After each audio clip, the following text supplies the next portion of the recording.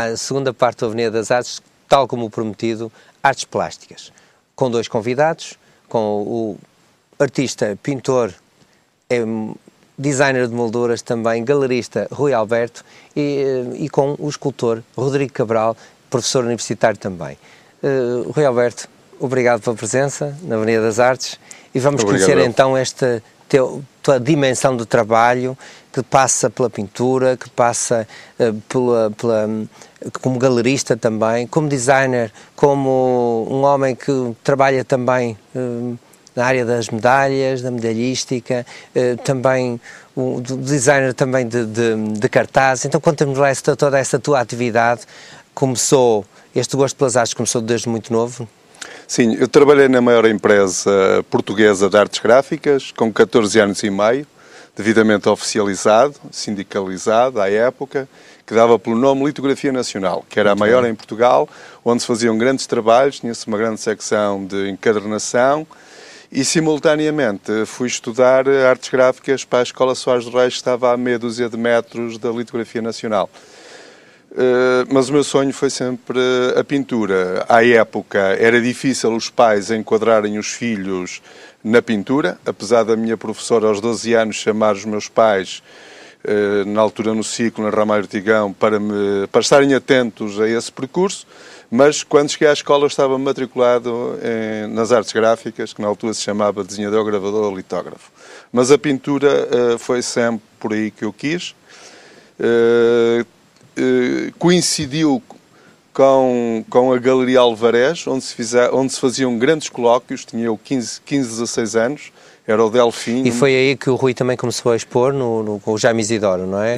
Não, comecei a participar em todos os colóquios, que eram fabulosos, quase à porta fechada, semi-clandestinos, nomeadamente a pessoa com frequência vinha fazer as palestras, era o Gito Álvaro, que estava em Paris, e era por aí que se passavam os poucos acontecimentos de arte contemporânea em Portugal.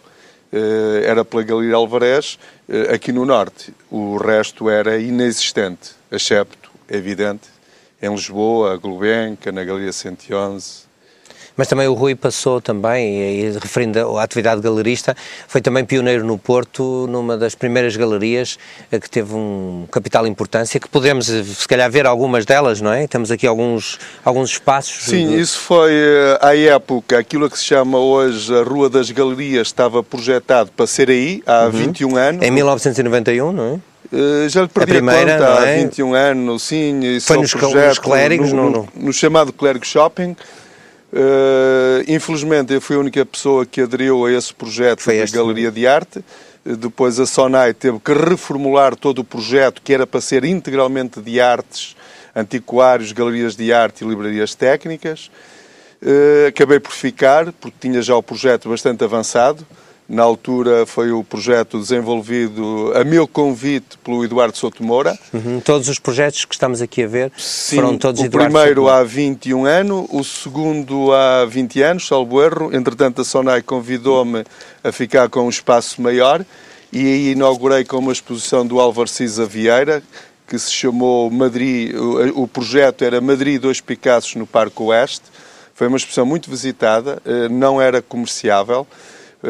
Principalmente por arquitetos e não só, teve presença de gente muito ilustre, incluindo grandes artistas portugueses, alguns já falecidos, e marcou uma época. E temos o terceiro. O terceiro no Arrábida Shopping. O atual, não é? O atual, que ainda subsiste, tanto com, salvo erro, 17, 18 anos. Também um belíssimo projeto de Eduardo Souto Moura, aliás, publicado internacionalmente, já com um prémio que saiu numa revista de Madrid, de designer, inserido nos melhores 20 Rui, mas para além mundiais. Destas atividades de galerista, há algo que tu desenvolves atividade, que é preciso, como eu disse, que és designer de molduras também, e isso é uma atividade que eu, na qualidade da minha atividade profissional, enquanto também museólogo, posso apreciar isso, que é a dificuldade que muitas vezes se tem na moldura certa para o quadro certo, ou a moldura certa para o nosso quadro que desejamos, mas que é uma atividade difícil e não é assim tão fácil. É algo que exige desenho, exige estudo da cor, porque uma boa moldura também ajuda muito para um quadro. A moldura não se pode impor ao quadro, mas também a moldura enquadra o quadro, não é? É o último toque final, se calhar, da obra de arte também. A moldura ajuda e isso é uma atividade que exige alguma cientificidade, muitas vezes. As pessoas não querem só escolher uma cor para uma moldura, não é? Pelo menos na minha casa não é. Em 25 anos, portanto, mantive as duas vertentes, as artes plásticas e o designer da moldura.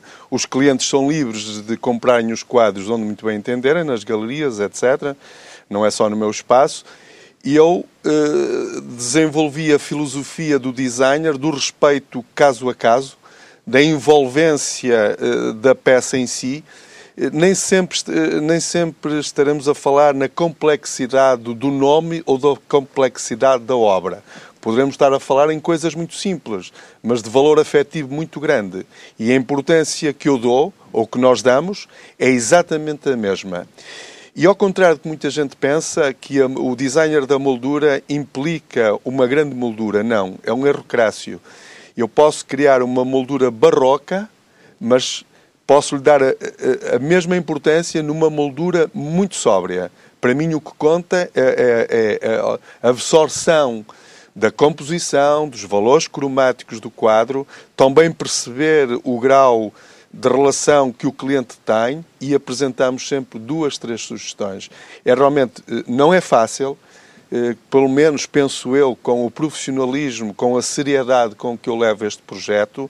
Eu só trabalho mesmo com caso o Rui a caso. Alberto um trabalho personalizado, conhece muitas vezes o próprio cliente e há um diálogo na escolha da moldura com o próprio cliente. Não é chegar lá só colocar a moldura, pode fazê-lo com certeza, mas há esse enquadramento, essa preocupação artística da escolha da moldura para o quadro, não é? Essa tal moldura certa que aquela moldura fica mesmo bem no quadro. É que isso parece que não, mas é fundamental e enobrece muitas vezes uma obra de arte no sentido de enquadrar, de distinguir-me, não é? É complexo, mas vale a pena. O meu lema é, em primeiro lugar está a obra de arte e só em segundo lugar é que está o cliente.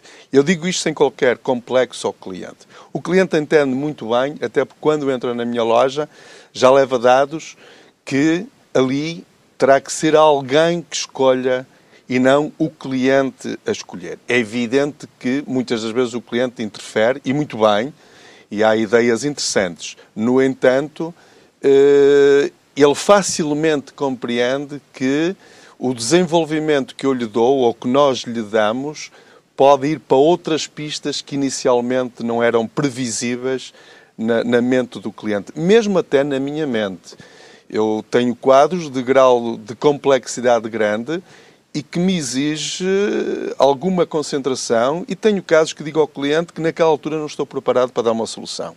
Que tenha paciência, que deixe ficar a peça, que vou precisar de mais tempo para investigar, olhar melhor, porque, como eu digo, há composições, há valores cromáticos que apresentam um grau de dificuldade de tal maneira elevado, porque eu não gosto que a moldura passe para primeiro plano. Rui, mas então passamos aí um momento, porque o Rui Alberto também é pintor, e isso também ajudará muito nessa sensibilidade, nesse estudo, nessa compatibilização que se exige entre uma obra de arte e a própria moldura.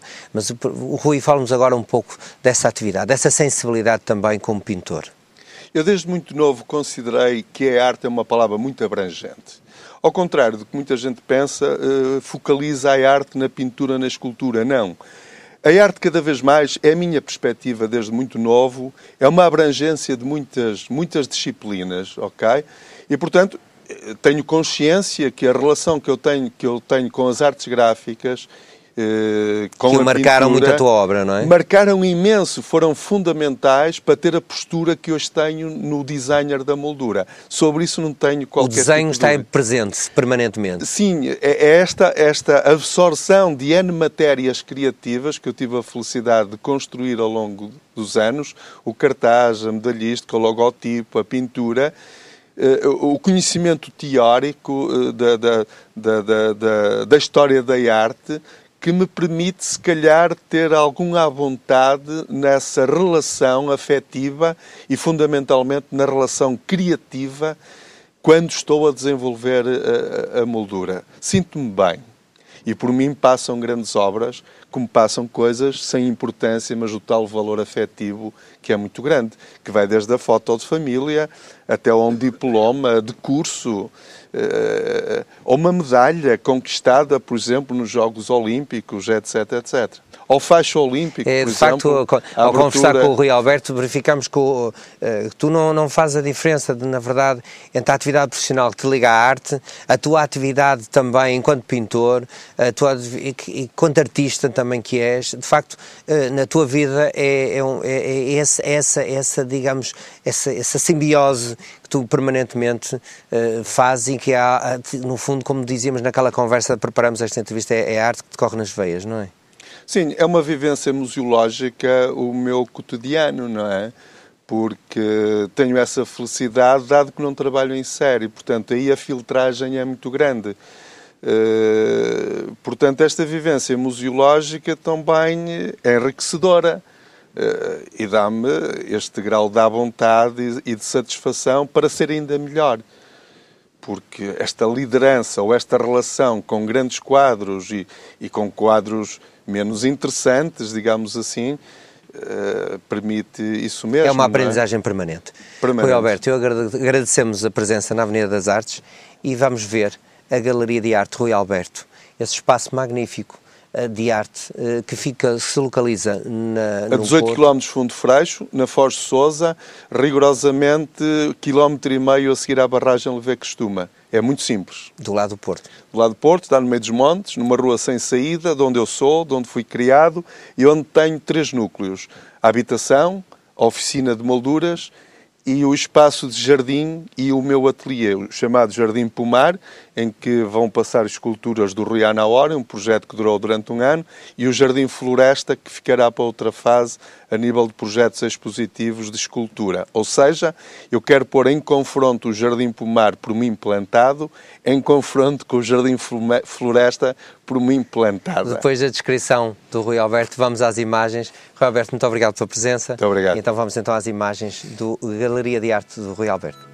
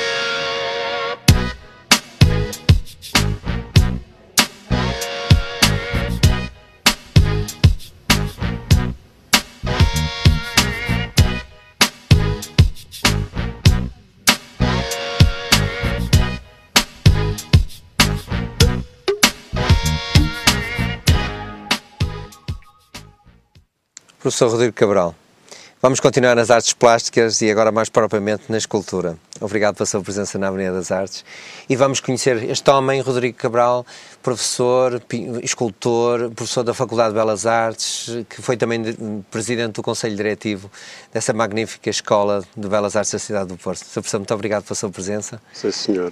E vamos conhecer então quem é este homem, Rodrigo Cabral, que se apresenta na primeira pessoa. Eu ia dizendo pintor e fazia bem ter feito a afirmação de pintor, porque a minha formação é da área de pintura. Eu fui professor de pintura e desenho, fundamentalmente. Embora somos mais conhecidos e projetados, a Isabel Cabral e o Rodrigo Cabral, através da escultura. Eu centro-me mais, talvez pelo defeito de profissão, me centro mais na escultura nas últimas obras, não é? E até porque é o eixo que marca mais o nosso trabalho e em que a gente tem incidido mais e dá mais relevo e importância. Mas a pintura marcou também uma primeira fase importante e vai marcar o resto da nossa vida, porque nós, em termos mentais, somos essencialmente pintores. Digamos, é o ponto de partida fulcral e até de meditação em volta do mundo e das coisas, e da vida, não é? E talvez de pintores, e se calhar o desenho, não é? Que está na desenho, base de tudo, sim, a não matriz de tudo. Todo tipo de trajetos e possibilidades no campo das artes e do modo como nós nos expressamos, não é? A escultura é essencialmente o próprio processo de desenho, sente-se de uma forma mais premente e de uma relação mais imediata com o próprio público, principalmente nas últimas obras, em que há uma maior conceptualização da ideia, em que o desenho primordial e o produto final se aproximam muito, digamos assim. Há pouco a retirar a peça para mostrar ao público, digamos, retirando algo mais, deixa de estar estruturada e desvanece, digamos assim.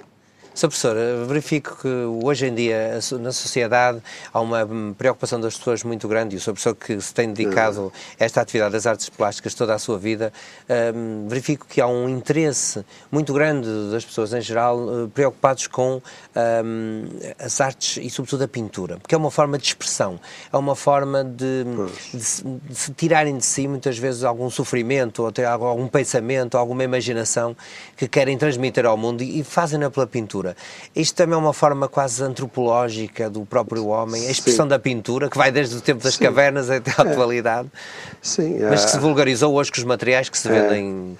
Pronto, cada época histórica, em termos de civilização, teve o seu tipo de matriz e preocupações.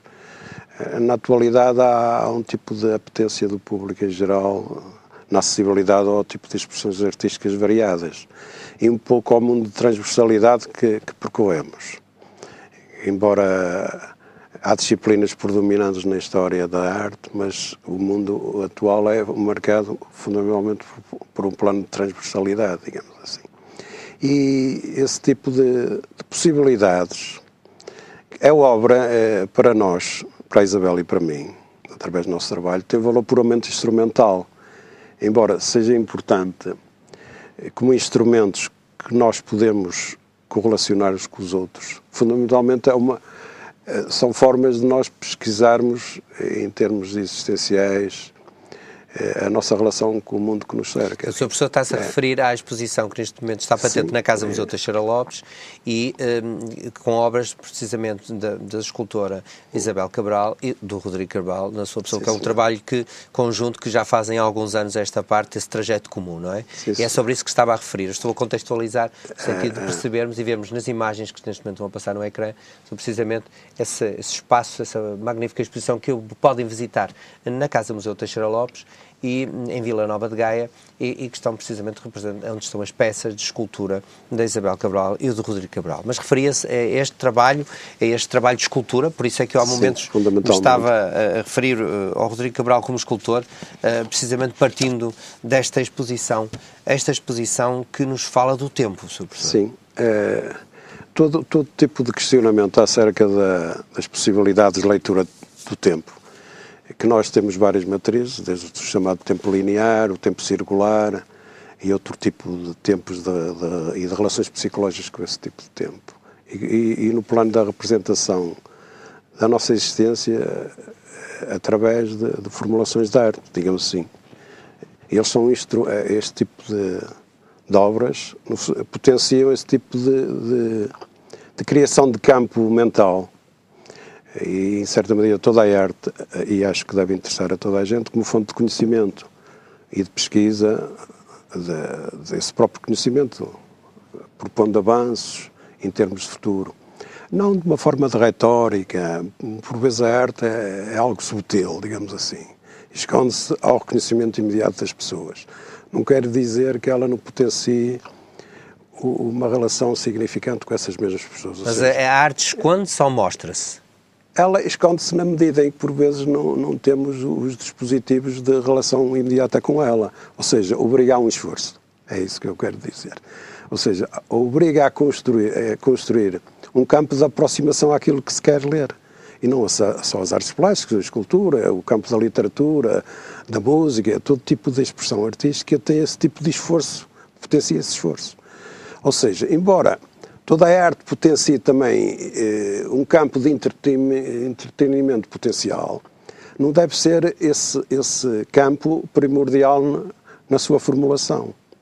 Não é? É como as questões ligadas à questão ornamental da arte ou decorativa e tal, também tem esse território. Mas nesse campo de entretenimento, na medida em que eu abarco este tipo de dito, toda a arte do espetáculo incluso, ela deve ter sempre preocupação em transportar algo de positivo, inteligente, algo que não é dado completamente e obriga o espectador a um esforço. Em certa medida, há um modo de aferir uma arte de melhor qualidade e, digamos, de qualidade menor. Na medida em aquela que potencia um esforço de aproximação maior e que nos leva a um avanço qualitativo como entidades, como personagens humanas, digamos assim.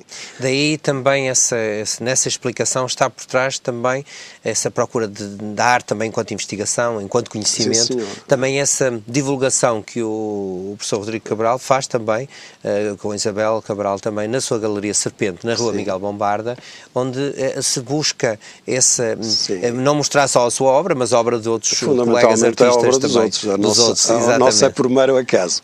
Mas essencialmente obra de outros, precisamente manifestando nas escolhas que o fazem, precisamente essas vertentes de uma escolha artística sempre que se pretende com uma qualidade e com uma dimensão de mensagem. Sim, senhor, de comunicação e desse reconhecimento e conhecimento. E de confronto de tipologias diferentes de estar, de perfis diferenciados de autor.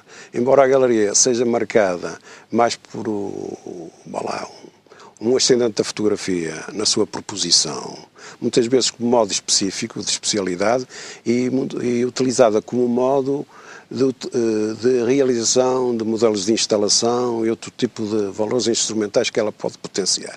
Mas, apesar desse eixo se centrar no domínio do campo fotográfico, o principal eixo da galeria, da sua natureza, ela também mostra pintura, escultura, performance, artes performativas, videoarte e multimédia, digamos assim.